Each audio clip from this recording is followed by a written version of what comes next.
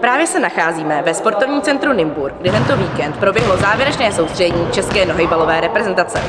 Reprezentační trenér Petr Gulda tu včera večer rozhodl o finální podobě nominace. V té můžeme najít její stálé opory, jako Jana Bankeho, Jakuba Pospíšila, Lukáše Rosenberka, Pavla Kopa, Michala Kolenského či Ondřeje Víta. Po druhé si národní dres oblíkne také Jiří Kalous a úplně poprvé se na světový šampionát podívá Milan Kučera. Reprezentace se na mistrovství světa připravovala opravdu poctivě. Během podzimu absolvovala celkem 3 soustředění. Na nich se širší kádr postupně zužoval do současné podoby. Do té se nedostal například Zdeněk Kalous, Jakub Chadim, Jan Hanus nebo Vojtěch Holas.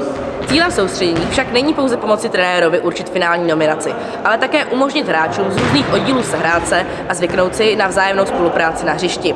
V reprezentaci totiž můžeme najít jak mistry z Modřic, vícemistry z Čakovic, tak také hráče z Karlových Varů, Plazů, Čelákovic či Žadce, což dohromady dává více jak polovinu extraligových týmů. A že mě Peťa pozval na soustředění, protože se rád vždycky potkám s klukama, tady se jde ten kolektiv těch 10-11 hráčů, tak je super, že si pokecáme, známe se a utužíme ten kolektiv a mrzí mě, když potom někdo samozřejmě vypadne, ale prostě tak to je a věřím, že Peťa to poskládal nejlíp, jak mohl a obhájíme 3 zlaty.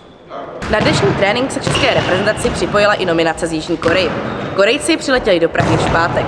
Díky dlouhodobé a úspěšné spolupráci s nohejbalisty z Čelákovic v rámci projektu Working Together je tu čeká týden nabitého programu, kdy kromě dnešního tréninku absolvují i vlastní individuální přípravu, přátelské utkání s nohejbalisty z Modřic a dále budou poznávat krásy Prahy a utužovat přátelské vztahy s českou stranou. Since we came to the Czech Republic and then had a chance to play with the Czech national teams, I think it's a great opportunity for our players to experience different methods and different styles to play in the sports.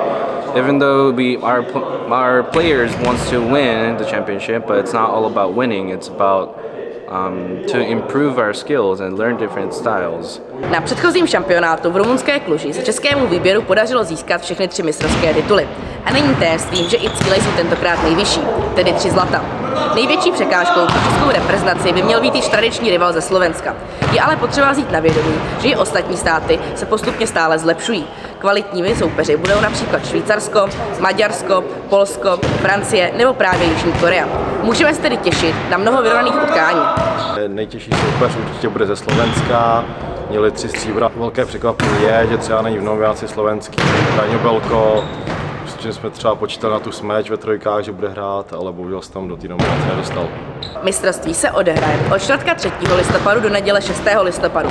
Ve čtvrtek si země divize B zahrají o to, kdo doplní hlavní část šampionátu. Základní skupiny hlavní části nás poté čekají v pátek. V sobotu jsou na programu čtvrtfinále všech 3 kategorií, boje o medaile pak budou následovat v neděli, čímž celý šampionát vyvrcholí. Mistrovství se odehraje v pražském O2 Univerzu s kapacitou 5000 diváků. Lístky jsou již téměř vyprodány a zbývá zhruba posledních 300 kusů.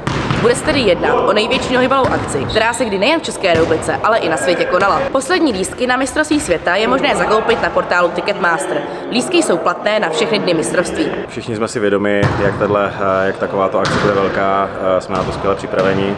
Nemůžeme se dočkat na tu atmosféru, která tam bude a zveme všechny, kteří ještě si nekoupili lístky, kupte si je.